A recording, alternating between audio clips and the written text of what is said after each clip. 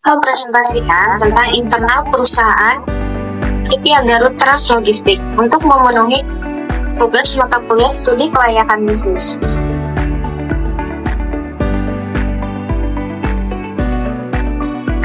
Yang pertama itu ada pengetahuan, kedua kajian aspek legal bisnis, ketiga aspek pasar dan peluang bisnis, keempat kajian aspek prestel, selanjutnya ada analisis teknis dan teknologi, aspek finansial, dan terakhir kesimpulan.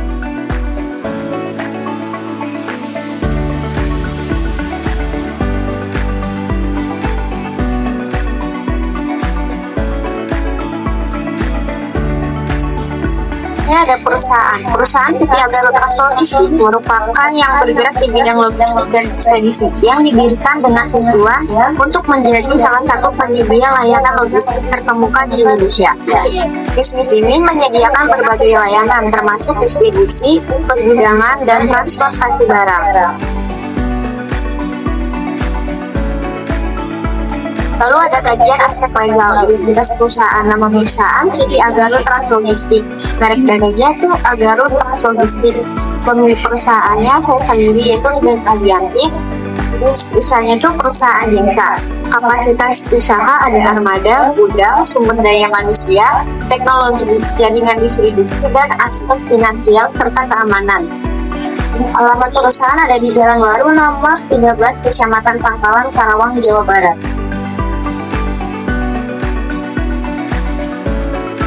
Ini ada logo perusahaan. Keterangan logo perusahaannya itu yang pertama ada masalah ekspedisi dan pengiriman Anda. Ini termasuk ke perusahaan siap memberikan solusi untuk segala masalah dalam pengiriman barang. Visual Group itu sebagai bagian utama dalam pengiriman barang. Dikembangkan jangkauan pengiriman seperti pesawat yang bisa mengirim barang ke bandara, dan untuk kapal bisa mengirimkan barang lewat jalur laut. Trans Logistik adalah nama perusahaannya.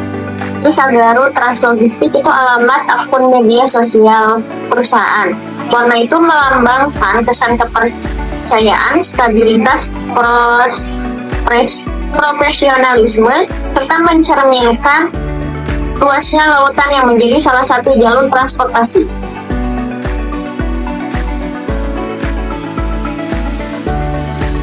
Lalu ada aspek legal. Aspek legal itu mencakup tentang surat-surat izin seperti surat izin usaha jasa pengiriman (IUJP), surat daftar perusahaan (TDP), AMDAL, dan surat lainnya. Permodalan, harga saham per lembarnya tuh 20 juta, modal dasarnya tuh 4 miliar. Jadi 200 lembar per saham. Modal ditempatkannya tuh 100 lembar saham. Jadi 2 miliar, dan modal di setornya juga sama 2 miliar.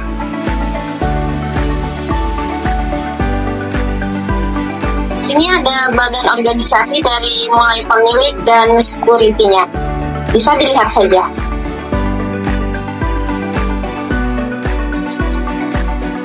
Sini ada aspek pasar dan peluang bisnis. CP Agarut Logistik menyediakan layanan logistik dan pengiriman barang dengan produk dan layanan sebagai berikut. Yang pertama ada pengiriman darat dan laut untuk berbagai rute di Indonesia seperti Jakarta, Surabaya, Lampung, dan kota lainnya. Kedua ada layanan door-to-door yang mencakup pengiriman paket kecil hingga besar. Ketiga ada layanan tracking real-time untuk memantau status pengiriman. Selanjutnya ada asuransi pengiriman untuk menjamin keamanan barang. Terakhir ada layanan ekspres untuk pengiriman cepat dengan jaminan waktu tertentu.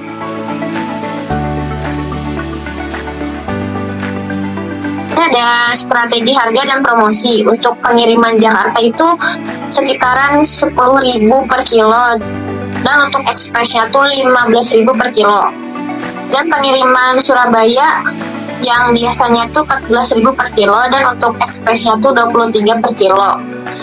Pengiriman Lampung yang biasa itu 25.000 per kilo, dan untuk pengiriman ekspresnya tuh 55.000 per kilo. Untuk mempromosikan layanan, CP Agarut Trans Logistik menggunakan berbagai metode. Yang pertama ada diskon pengiriman pertama sebesar 10% untuk pelanggan baru, promosi digital melalui media sosial, iklan berbayar di Google, dan marketplace logistik. Selanjutnya ada partnership dan dengan e-commerce besar dan usaha kecil menengah UKM untuk menjalin kerjasama layanan pengiriman.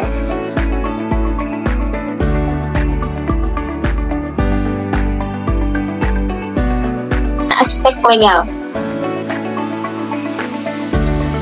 Berdasarkan analisis testel yang telah dibuat, skor keseluruhan yang diperoleh adalah 4,25. Ini menunjukkan bahwa kondisi eksternal relatif mendukung operasional City Agaru Translogistik. Namun ada beberapa area yang perlu diperhatikan untuk pengembangan dan mitigasi risiko. Bisa dibaca saja untuk lebih lanjutnya di sini.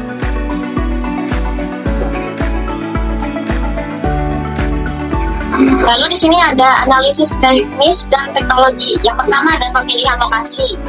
Terus berdasarkan nilai, berdasarkan pembiayaan, berdasarkan analisis ekonomi, sistem teknologi yang akan digunakan, dan teknologi informasi yang akan digunakan. Sini ada tata letaknya, yaitu yang pertama ada shaping area 60 meter kuadrat dan packing area 30 meter kuadrat, dan terakhir ada storing area lainnya 30 meter kuadrat.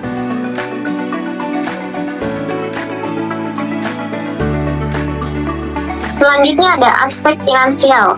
Pulau selama umur ekonomi tahun 2024, 2025, 2026, 2027 sampai 2028. Totalnya bisa dilihat saja, yang lihat ada 4 miliar lebih, terus yang proceed itu 8 miliar lebih, dan PV of proceed ada 4 miliar lebih. Terus selanjutnya ada analisis kelayakan, yaitu bisa menggunakan break-even point atau BEP. Kita mulai dari BEP unit dulu, hasilnya tuh ada 27.617 unit. Jadi usaha kami mencapai BEP pada penjualan produk ke 27.617, sehingga pada produk ke 30.000 sudah mendapatkan keuntungan. Untuk yang BEP rupiah, yaitu total biaya dan dibagi unit, hasilnya 21.173. Jadi usaha kami mencapai BEP pada saat produk dijual dengan harga 21.173, sehingga pada saat dijual dengan harga 23.000 sudah mendapatkan keuntungan. Selanjutnya ada hasil kajian finansial. Itu simpulan hasil kajian finansial. Di sini alat ukurnya ada payback periode, ARR, unpaid, PI, dan IRR. Di sini keterangannya baik semua. Dari tabel di atas dapat disimpulkan bahwa rencana untuk membuka perusahaan City Agaru Translogistik layak, karena dari keseluruhan perhitungan kelayakan proyek semuanya baik. Kesimpulan.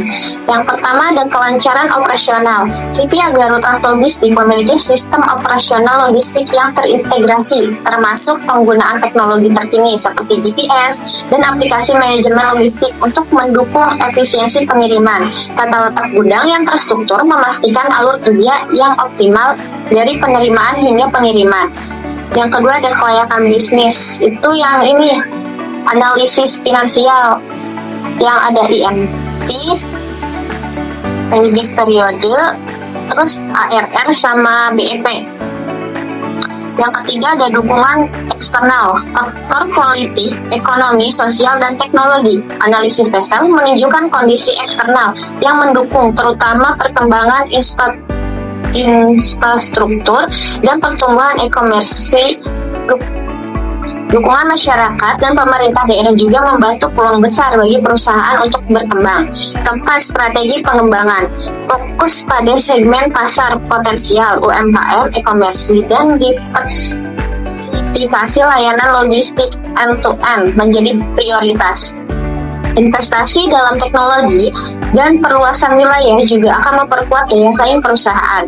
Jadi, CP Algaro Trans-Logistik memiliki dasar yang kuat untuk sukses sebagai perusahaan logistik Indonesia. Dengan strategi yang tepat dan penggunaan sumber daya secara efisien, perusahaan ini memiliki peluang besar untuk menjadi pemimpin pasar di sektor logistik. Sekian dari presentasi saya. Apakah ada yang ingin bertanya? Izin bertanya, kenalkan nama saya Fitri Malatari. Apa peluang bisnis yang dimiliki oleh CP Algaro Trans-Logistik?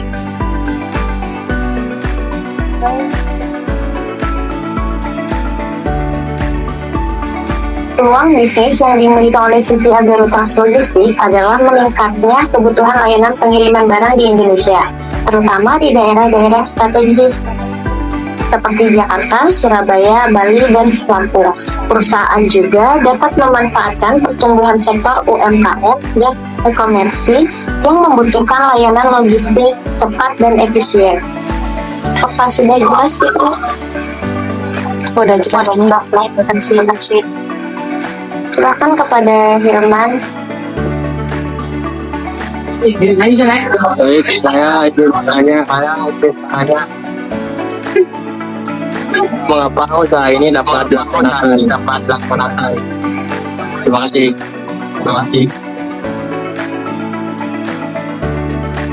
Usaha ini dapat dilaksanakan karena yang pertama ada infrastruktur transportasi di daerah operasional terus berkembang, dan ada dukungan dari pemerintah juga. Yang kedua, adanya pasar potensial yang besar, baik dari pelaku bisnis maupun masyarakat umum yang memerlukan jasa pengiriman barang.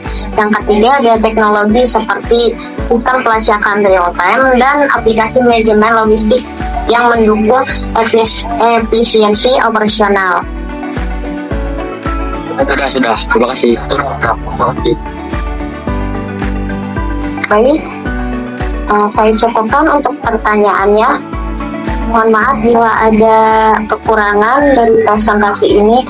Wassalamualaikum warahmatullahi wabarakatuh. Waalaikumsalam warahmatullahi wabarakatuh.